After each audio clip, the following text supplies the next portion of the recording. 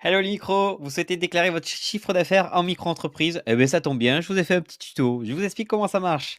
Il faut vous rendre sur votre espace personnel auto-entrepreneur.isaf.fr et ici vous avez une partie mes échéances en cours, ce sont vos déclarations de chiffre d'affaires. Je clique ici et ici vous allez avoir les différentes échéances. Quand c'est en vert, c'est que vous l'avez fait et quand c'est en rouge, c'est que vous devez le faire. Donc là, moi, dans mon cas, je l'ai déjà fait, mais je vais vous montrer comment ça marche. Donc, je vais sur les échéances et je vais essayer de revenir un peu au début pour démarrer en même temps que vous. Ici, on va vous demander de déclarer le chiffre d'affaires que vous avez encaissé le mois ou le trimestre dernier. C'est ici qu'est indiqué le mois qui est concerné. Donc là, par exemple, on est en janvier.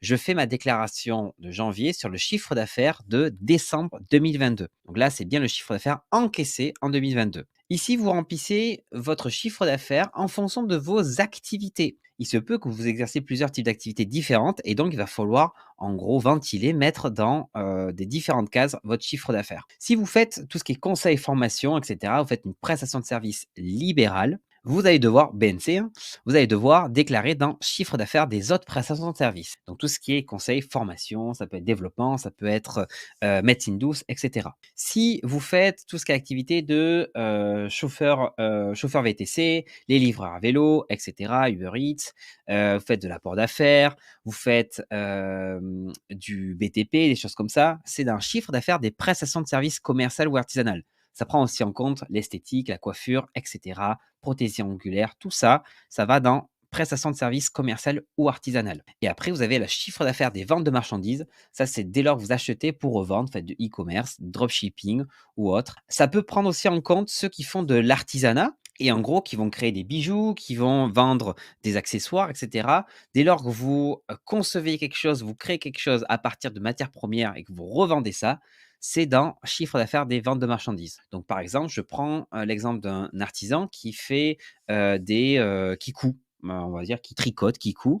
Si demain, moi, je fais des petits bonnets, des écharpes, etc. et tout, et que je les vends, c'est dans vente de marchandises. Par contre, si demain, on me demande de recoudre un bouton, faire un ourlet, quelque chose comme ça, et bien là, c'est chiffre d'affaires des prestations de services commerciales ou artisanales parce que là, c'est la main-d'œuvre directement. Donc, c'est bien à séparer tout ça. Dans tous les cas, j'ai fait un article qui explique où ce que vous devez déclarer, quand, etc.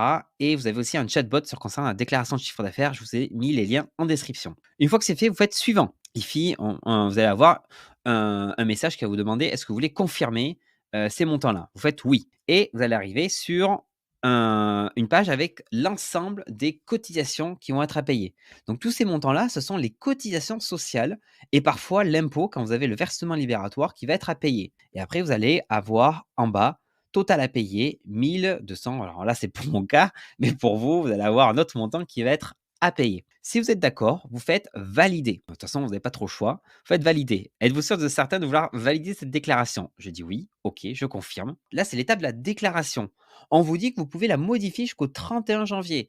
Normalement, quand vous faites une déclaration de chiffre d'affaires, vous avez tout le mois pour le faire et vous pouvez la modifier entre-temps. Donc, ici, on arrive sur l'étape qui est très importante, c'est l'étape du paiement. Moi, par exemple, j'ai payé, mais vous aurez, dans votre cas, une étape qui vous dit est-ce que vous voulez payer par carte bancaire ou alors via votre mandat, votre RIB. En principe, moi, je recommande de faire avec le RIB plutôt que par carte bancaire. Et ici, justificatif, ça c'est très, très, très important. Le justificatif, je vous invite tous à le télécharger une fois que vous avez fait votre, déclaration. Enfin, l'étape de la déclaration, c'est bon. Deuxième étape, c'est le paiement. Une fois que c'est fait, vous téléchargez votre justificatif. Très important de le garder. C'est en gros, c'est comme si c'était, pas votre chiffre de salaire, mais c'est pas loin, c'est pas loin. C'est pour justifier le chiffre d'affaires que vous avez déclaré. Et c'est tout ce qu'il y a à faire concernant la déclaration de chiffre d'affaires. Concernant le paiement, si vous avez fait par carte bancaire, vous êtes prélevé directement. Par contre, si vous avez fait avec le prélèvement sur le RIB, ça va être à l'échéance. Donc, par exemple, vous aurez jusqu'au 31 ou 30 pour faire la modification et le prélèvement va se faire le 1, le 2, le 3 ou le 4 du mois suivant. C'est pour ça que c'est mieux le RIB. Comme ça, vous avez le temps de faire une modification si vous avez besoin de le faire. Donc, si le mois suivant, d'ici le 4, vous n'a pas été prélevé, là, vous pouvez vous poser des questions. En principe, normalement, ils vont le faire à l'échéance. Voilà concernant le tuto sur la déclaration de chiffre d'affaires. Encore une fois, vous avez des liens en description pour avoir l'article complet, un chatbot qui vous explique exactement quoi remplir à quel moment. Et si vous avez des questions, bah, allez-y en commentaire, je suis preneur. Et si t'es pas abonné, eh bien abonne-toi, qu'est-ce que t'attends? Sur ce, je vous dis à très bientôt pour une nouvelle vidéo tuto sur la micro-entreprise.